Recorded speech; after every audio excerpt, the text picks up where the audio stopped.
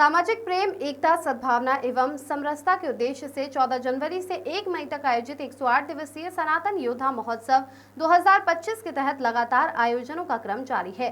अंतर्राष्ट्रीय संत महामंडलेश्वर गीता मनीषी ज्ञानानंद महाराज के शिष्य आचार्य श्री योगी मनीष के सानिध्य एवं डॉक्टर निखिल बंसल के मार्गदर्शन में हाल ही जयपुर से प्रयागराज महाकुंभ पुण्य सेतु कलश यात्रा के करीब 170 तीर्थ यात्री सनातन योद्धाओं के वंदन अभिनंदन समारोह एवं बेटियों की शिक्षा, दीक्षा एवं सुरक्षा विषय पर आयोजित विचार गोष्ठी में भाजपा के नवनियुक्त शहर अध्यक्ष अमित गोयल, अंतर्राष्ट्रीय वैश्य महासम्मेलन महिला विंग की प्रदेश अध्यक्ष चारू गुप्ता, सामाजिक कार्यकर्ता शुभांगी विजयवर्गीय एवं समारोह के संयोजक युगल लॉयन विष्णु एवं बिंदिया गोयल ने तीर्थ यात्रियों का गर्मजोशी के साथ आत्मिक अभिनंदन किया। इस अवसर पर अमित गोयल ने महाकुंभ तीर्थ यात्रा संयोजक संस्था सर्व मांगल्य सनातन धर्म फाउंडेशन के संस्थापक आचार्य श्री योगी मनीष, संयोजक योगाचार्य नीरज, समन्वयक सामाजिक कार्यकर्ता शुभांगी विजयवर्गीय, आर्किटेक्ट मयंक सुमन शर्मा को माल्यार्पण कर एवं गले लगाकर कहा कि पवित्र उद्देश्य एवं अच्छी व्यवस्थाओं के साथ बड़ी संख्या में तीर्थ यात्रियों को महाकुंभ दर्शन एवं त्रिवेणी स्नान करवाने के निमित्त बने आप सभी सनातन योद्धाओं का धन्यवाद करता हूं। उन्होंने जयपुर की बेटियों की शिक्षा, दीक्षा, सुरक्षा हेतु जन जागृति के उद्देश्य से आगामी 13 अप्रैल से श्री गोविंद देव जी मंदिर से प्रस्तावित कलश यात्रा एवं ग्रंथ यात्रा पर प्रसन्नता जाहिर करते हुए सहयोग भाव अभिव्यक्त किया। महाकुंभ तीर्थ यात्रा अभिनंदन के इस कार्यक्रम में मंच पर मेरे साथ विराजी हमारी बहन चारू गुप्ता जी, जो वैश्य समाज की एक बड़ी कद्दावर नेता है और लगातार बहुत सक्रिय रहती हैं। मेरे बचपन के मित्र, आप में से कई लोग जिनके प्रति बड़ा स्नेह रखते हैं अपने गुरुदेव के रूप में, ऐसे हमारे भाई मनीष जी, हमारे संचालक महोदय, हमारी आदरणीय भाभी जी, विष्णु जी जो इतना बढ़िया काम कर रहे हैं, सावरमल जी, बहुत सारे नाम याद नहीं, उनके लिए क्षमा चाहता हूँ। आप लोगों ने बहुत ही पवित्र उद्देश्य के साथ में महाकुंभ तीर्थ में लोगों को अच्छी व्यवस्था के साथ में महाकुंभ में स्नान कराया, अच्छे दर्शन कराए, उस सब के लिए आप लोग बहुत बहुत धन्यवाद के पात्र। महाकुंभ तीर्थ में आप सबको पता है, कोई नई बात नहीं है, आजकल सब इंटरनेट वार्ता से जुड़े हुए हैं। लगभग आधे भारत ने वहाँ जाके दर्शन किए हैं, वहाँ जाके स्नान किया है। और ईमानदारी की बात तो यह है कि बहुत अलग अलग तरीक़ों से बहुत सारी बातें प्रचारित की जाती हैं कि वहाँ गए, वहाँ जाने के बाद सारे पाप धुल जाएंगे, उसके बाद नए पाप करने का लाइसेंस मिल जाएगा। ऐसा बिल्कुल भी नहीं। सबसे इम्पोर्टेंट है कि जब ईश्वर की शक्ति किसी जगह को एक एनर्जी देती है, एक शक्ति देती है, तो वो समय वहाँ होता है कि वहाँ जाके एनर्जी और शक्ति को आप ग्रहण करो। और सबसे बात यह है कि महाकुंभ का मतलब है कि मन का महाकुंभ है। मन के महाकुंभ का मतलब यह है कि मन से जो अपने अहंकार है, लोभ है और बहुत सारे विकार हैं, किसी की निंदा करना, किसी का उपहास उड़ाना, जिसमें अमूमन आमतौर पे सामान्य व्यक्ति को आनंद आता है। अगर हम महाकुंभ में गए, स्नान किया है, तो वो एनर्जी जो वहाँ है, उस एनर्जी की से आपका साक्षात्कार जब आपके मन से हो जाएगा, तब आपके लिए वो महाकुंभ सफल होगा। सिर्फ हम स्नान करें और अगले दिन योजना बना ली कि आप इसको निपटाना है, तो मेरे हिसाब से उस महाकुंभ का कोई, लेकिन अलग अलग तरीके से प्रचारित करते हैं लोग। अब जा रहे हैं, भाई हम तो गंगा स्नान करिए है, ये करिए है।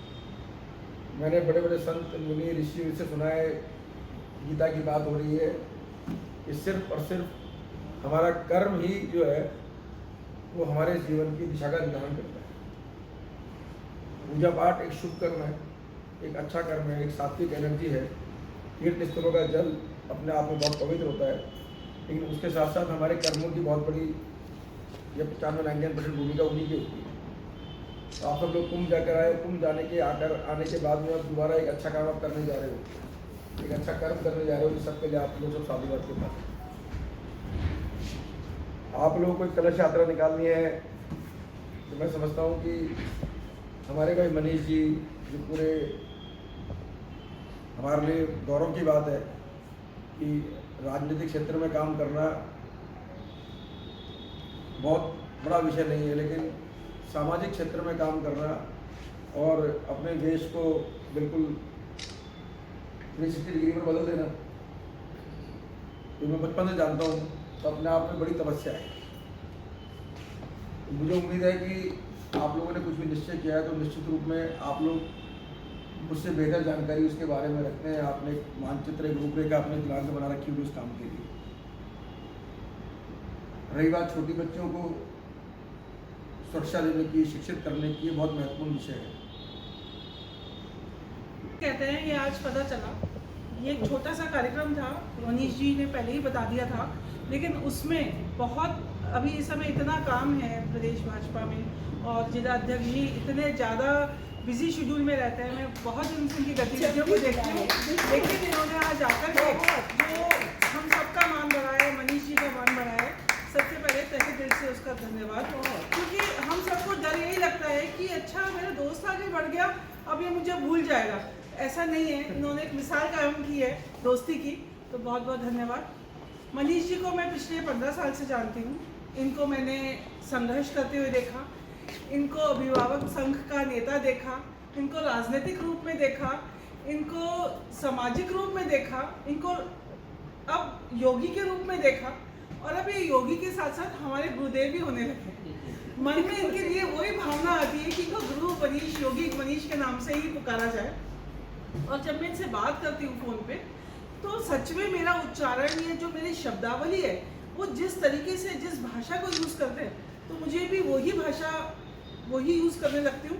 तो मुझे ऐसा लगता है, मैं मनीष जी को कहती हूँ, मनीष जी रोज़ 5 मिनट आप बात कर लिया कीजिए, तो मेरा उच्चारण, मेरी भाषा, वो सब बहुत अच्छी हो जाएगी, बहुत पवित्र हो जाएगी। मनीष जी ने जो अभी काम किया है और अभी जो कर भी रहे हैं, गंगा, कलश, पोथी, गीता, ये सब चीज़ें इस उम्र में, एक बहुत छोटी उम्र है, और शुभांगी बहन जो इनके साथ दे रही हैं, ये एक बहुत बड़ी बात है। इन्होंने अपनी बेटी को भी इस रास्ते लगाया है, ये और भी बड़ी बात है कि इनकी बेटी भी इनके पदचिन्हों पे चल रही है और योग के रूप में वो सबको शिक्षा दे रही है। तो ये परिवार हमारे बीच में एक मिसाल है। अभी हमारे जिलाध्यक्ष जी भाई अमित जी ने हमें बहुत सी बात बताई है, और वो बात, एक एक शब्द हमारा मनन करने लायक है। आज बेटियां गायब हो रही, हम स्त्री की शिक्षा की बात करते हैं, हम उनकी सुरक्षा की बात करते हैं, मैं कहती हूँ कि हम सरकार के ऊपर दोषारोपण करते हैं कि व्यवस्थाएं खराब हैं, ये हो रहा है, वो हो रहा है, बेटियां भाग रही हैं। लेकिन क्या मैं एक माँ हूँ, और आप सब भी यहाँ जो माँ हैं, क्या हम अपने घर पे इस बात का ध्यान देखते हैं? हमारी बेटी, हमको बोलना नहीं चाहिए, लेकिन हमारी बेटी क्या पहनावा कर रही है, कितने बजे जाती हैं, कितने बजे आती हैं, क्या स्टेटस लगाती हैं, किन से मिल रही हैं, कैसे दोस्त हैं? सरकार के ऊपर वो दोषारोपण करने की जगह हमें अपने गिरेबान में जाकर के देखना चाहिए, क्या हमने उस पर अंकुश लगाया है? आज 20 साल पुरानी मैं बात करूँ, 40 साल पुरानी बात करूँ, 6 बजे बाद अगर घर में पहुँचती थी तो मम्मी झाड़ू लेके तैयार रहती थी कि 6 बज गए, अंधेरा हो गया, सूरज ढल गया, तुम अब तक क्यों नहीं आई? आज रात की 11 बजे भी बेटी घर में आती है तो खुलेआम कहती है, ना कोई माँ पूछने वाली है, ना कोई पिता, ना भाई, कि तुम क्यों आ रहे हो। तो हम कैसे सोच सकते हैं कि हमारा समाज आगे बढ़ेगा, हमारे संस्कार बने रहेंगे? तो ये सबसे पहले हम महिलाओं की कर्तव्य है, हमारी जिम्मेदारी है कि हम अपने घर की सुरक्षा करें। जब हमारा घर सुरक्षित होगा तो हमारा समाज सुरक्षित होगा, हमारा देश सुरक्षित होगा। केवल कोई भी सरकार हो, उसके ऊपर हम उंगली उठाने से काम नहीं चलेगा। पुलिस अपना काम एक व्यवस्था के रूप में एक हद तक ही कर सकती है, हम सबको इसके लिए आगे आना होगा। पहनावा कोई बुरा नहीं होता, लेकिन शालीनता से पहनावा हमें रखना चाहिए। और जहाँ तक व्हाट्सएप स्टेटस की बात करूँ तो एक होड़ा होड़ी है कि मैंने नीली रंग की साड़ी पहनी है तो अगली बार पीली होनी चाहिए, फिर गुलाबी होनी चाहिए। इस चक्कर में जो अभी भाई साहब ने कहा कि हम जो उनकी स्ट्रेटेजी है विदेशी कंपनियों की, उसमें हम अब सब खोते जा रहे हैं। पहले हम ये सोच रहे थे कि कोविड आ गया तो हम धन संचय की सोचेंगे, हम कुछ ऐसी चीज़ों की सोचेंगे कि अपने भविष्य की सोचेंगे, लेकिन हमने देखा कि उसके बाद इन्होंने एक ऐसा परिवर्तन किया कि हम रोज़ नित्य नई साड़ियाँ, नित्य नई गाड़ियाँ, नित्य नई चीज़ों के बारे में हम ज़्यादा ध्यान देते। तो कुछ समय हमें अपने समाज के लिए, अपने परिवार के लिए सकारात्मक रूप से निकालें। और जो भी भाई साहब ने बात कही है उसमें एक एक शब्द पे मनन कीजिए, तो हमारा समाज, हमारा राष्ट्र जो हम चाहते हैं 2024 में, जो एक